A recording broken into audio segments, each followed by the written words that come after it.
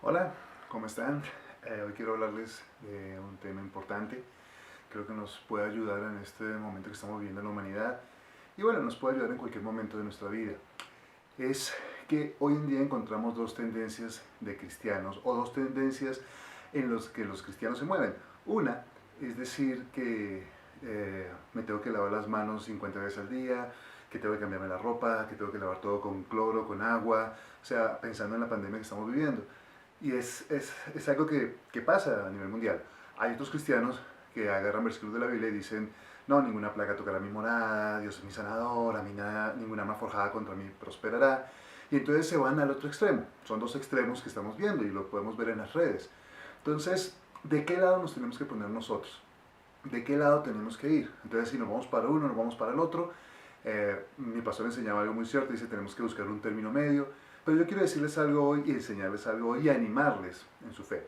Debemos ponernos del lado de la palabra, ¿de acuerdo? La palabra es la que es importante. Entonces algunos me pueden decir, bueno, pastor, pero resulta que en la palabra está cuando Pablo le dice a Timoteo, Timoteo, toma vino por causa de los problemas estomacales, seguramente el agua de aquella época le estaba haciendo mal.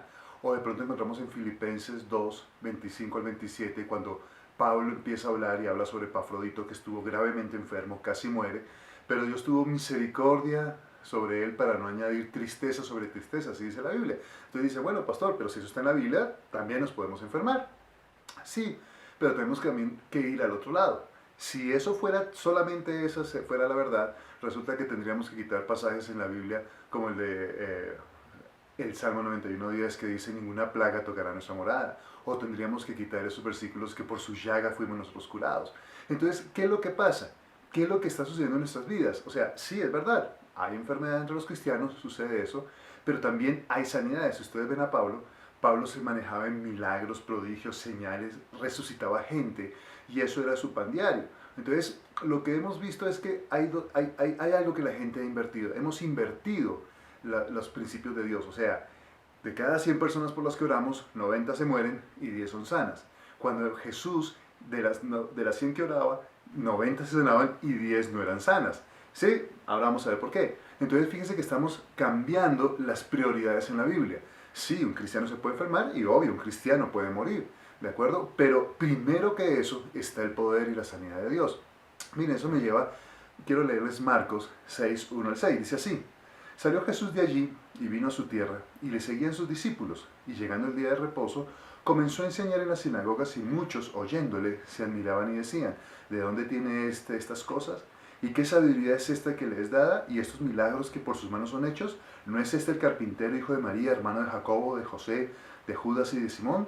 ¿No están también aquí con nosotros sus hermanas? Y se escandalizaban de él. Mas Jesús le decía, no hay profeta sin honra, sino en su propia tierra, y entre sus parientes y en su casa. Y no pudo hacer allí muchos milagros, salvo que sanó unos pocos, poniendo sobre ellos las manos, y estaba asombrado de la incredulidad de ellos, y recorría las aldeas alrededor enseñando. Esto me lleva al primer punto, que quiero que entendamos. ¿Por qué Jesús no pudo hacer muchos milagros? Dice que hizo unos pocos milagros entre su gente. ¿Saben por qué? Porque no le creían a Él. No creían en la palabra de Dios. No estaban creyendo que eso se cumple en sus vidas. Decían, este no lo conocemos, ya no es parte de nuestra familia.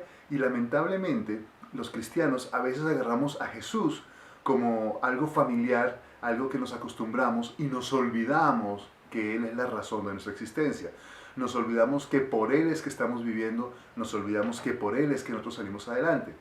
Entonces miren, cuando nosotros no aceptamos a Jesús, Jesús no puede hacer muchos milagros a través de nosotros.